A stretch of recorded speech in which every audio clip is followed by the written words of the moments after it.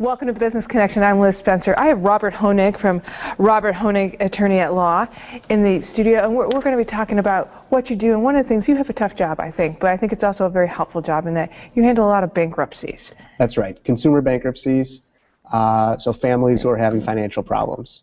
When does somebody, when they're behind on their credit cards and they're behind on everything, when should someone start thinking about talking to someone like yourself, Robert, and thinking about that B word, bankruptcy, which, you know, Sure. is a big step? Well, it is a big step, but you can talk anytime. They can call me or they can call another bankruptcy attorney to talk about it, talk about where they stand. Usually, by the time somebody calls me, they're already well beyond where they can get themselves out of it. Okay. Most people aren't just calling a bankruptcy attorney because they have trouble 1 month paying their bills. It's usually something substantial. Can't pay their bills. They're choosing, do I pay this bill or this bill? And by that point, they're never going to get caught up without some kind of legal help. And that's kind of what bankruptcy does, especially consumer. Does it give them a second chance? Right. It's a fresh start. So with the bankruptcy, you can start over your finances. That doesn't mean you're going to lose everything, once again, but it gives you a chance to try again, to build again, to start from no debt, so that you can build for a future. And you can get additional credit. We talked about that before. You can get credit again after a bankruptcy. Usually it starts out low. Nobody's going to, you wouldn't expect someone to run out and loan you a bunch of money right after you file, but eventually credit does come back for a couple of years.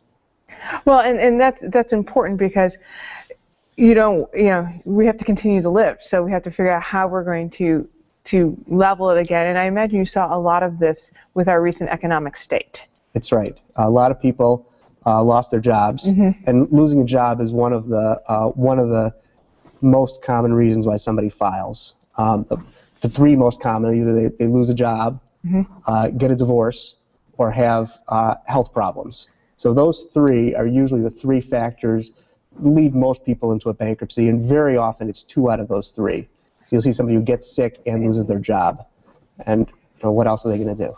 Right. Well, because I think most people, a common misconception with bankruptcy is I spent too much on my credit card, but it's way beyond that. Yeah, the credit card may be contributing, but they've lost a job or. Right. People who were doing the right things, doing the responsible things, oftentimes they just find themselves in some circumstance they couldn't control, and they're stuck, and it's a way out, and it's a way out that.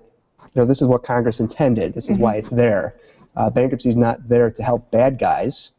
Bankruptcy was created to help normal working families who can't pay their bills.